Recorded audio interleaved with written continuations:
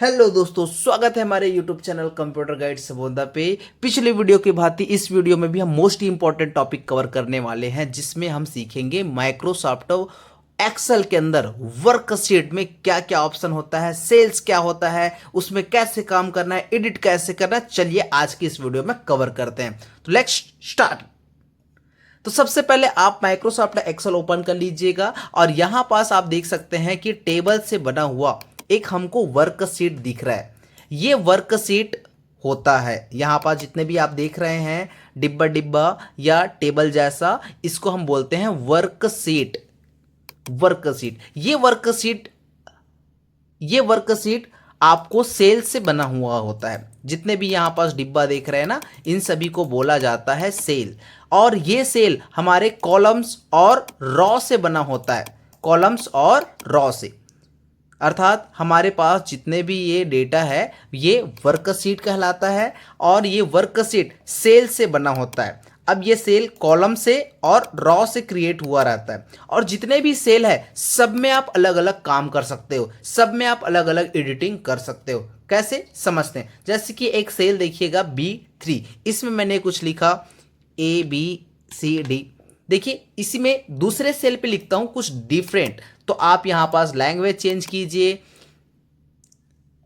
Change कीजिए और दूसरा डिजाइन पे आप लिख सकते हैं। जैसे और मैं दूसरा स्टाइल पे लिखना चाहता हूं, दूसरे स्टाइल पे भी आप लिख सकते हैं। तो यहां पर जितने भी सेल है सब में आप अलग अलग वर्क कर सकते हो, अलग अलग तरह का एडिट या डेटा एंट्री कर सकते हैं। जैसे किसी में नंबर लिखना है तो नंबर लिख सकता हूं मैं, किसी में आप मुझे हिंदी लिखना है तो हिंदी लिख सकता हूं मैं। यहां से आप हिंदी लैंग्वेज चयन कीजिए, हिंदी लैंग्वेज टाइप हो जाएगा।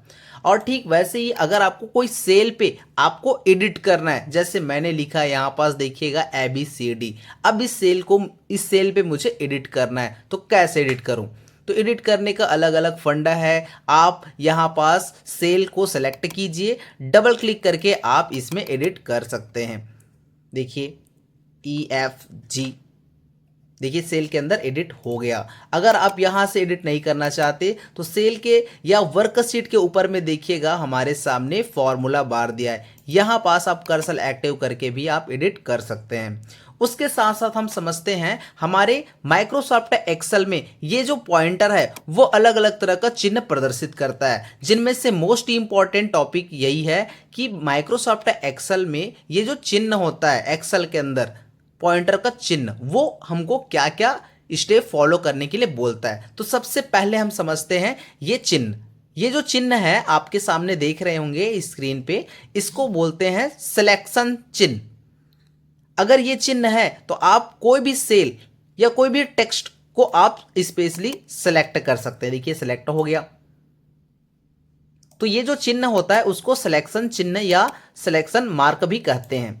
उसके बाद दूसरा ऑप्शन समझते हैं। देखिए मैंने ये सेल को सेलेक्ट किया, अब इस सेल को मुझे दूसरे जगह लेके जाना है। अभी मैंने ये टेक्स्ट लिखा है वो B3 पे लिखा है, इसको मुझे कोई दूसरे जगह लेके जाना है। तो यहां पास देखिएगा हमारा जो पॉइंटर का चिन्ह है वो डिफरेंट आता है। ये देखिए ये चारों दिशाओं में एरो का चिन्ह है, अर्थात इस चिन्ह को बोलते हैं मूव चिन्ह। इस चिन्ह की सहायता से आप कोई भी डेटा है या सेल है उसको एक स्थान से दूसरे स्थान शिफ्ट कर सकते हैं या ले जा सकते हैं। ठीक वैसे ही तीसरे चिन्ह के बारे में समझते हैं, ड्रैग। यहां पास जो सेल में आप डेटा लिखे वो नीचे वाले सेल या राइट साइड वाले सेल में भी ऑटोमेटिक फिलअप होते चला जाता है, इसको बोलते हैं ड्रैग करना। तो आशा करते हैं ये वीडियो आपको समझ आया होगा। अगर किसी भी तरह का कंफ्यूजन होता है तो आप हमारे कमेंट बॉक्स में कमेंट कर सकते हैं या हमें इन्फॉर्म कर सकते हैं। Thank you.